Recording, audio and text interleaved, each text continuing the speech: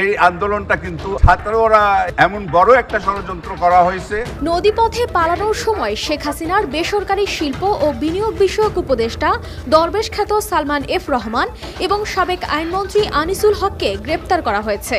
গোপন সূত্রে পাওয়া তথ্যের ভিত্তিতে নৌপথে পালানোর চেষ্টা করার সময় রাজধানীর সদরঘাট এলাকা থেকে এই দুজনকে গ্রেপ্তার করা হয়।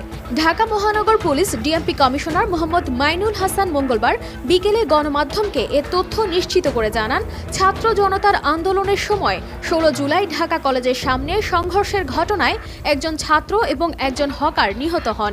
এই ঘটনার সঙ্গে সংশ্লিষ্টতার অভিযোগে দায়ের করা মামলায় আনিসুল হক ও সালমান এফ রহমানকে গ্রেফতার দেখানো হয়েছে। যদি কেউ আইন ভঙ্গ করে থাকে তাহলে আইন অনুযায়ী ব্যবস্থা নেওয়া হবে। আমাদের কাছে তথ্যপত্র আছে। গত 5 আগস্ট বৈষম্য বিরোধী ছাত্র আন্দোলনের চাপে প্রধানমন্ত্রী শেখ হাসিনা পদত্যাগ করে দেশ ত্যাগ করেন। এরপর থেকেই সরকারের অনেক মন্ত্রী এমপি গা ঢাকা দেন, এমনকি কেউ কেউ দেশ ছেড়েও পালিয়ে যান। তবে পুলিশ তাদের ধরতে তৎপর ছিল এবং সেই প্রচেষ্টার অংশ হিসেবেই সালমান এফ রহমান এবং আনিসুল হককে গ্রেপ্তার করা হলো।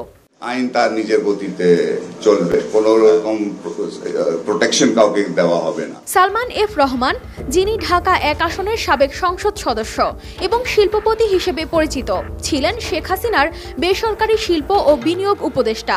তার পাশাপাশি আনিসুল হক 2014 সালে ব্রাহ্মণবাড়িয়া 4 থেকে আওয়ামী লীগের সংসদ সদস্য নির্বাচিত হন এবং পরবর্তীতে আইনমন্ত্রীর দায়িত্ব পালন করেন। ইসলামিক ছাত্র শিবির এবং ছাত্র দলের যারা জঙ্গি তারাই এটা করেছে। শেখ হাসিনা সরকারের পতনের পর এই প্রথমবারের মতো কোনো সাবেক মন্ত্রী গ্রেপ্তার হলেন। কোটা সংস্কার আন্দোলনের পর থেকে ছাত্র জনতার অভ্যুত্থানে শেখ হাসিনার পদত্যাগের পর তার মন্ত্রিসভার সদস্যরা আত্মগোপনে রয়েছেন। এর আগে কয়েকটি মিডিয়ার দাবি ছিল সালমান এফ রহমান শেখ হাসিনার সঙ্গে দেশ ত্যাগ করেছিলেন, তবে এখন তিনি পুলিশের হাতে গ্রেপ্তার হলেন।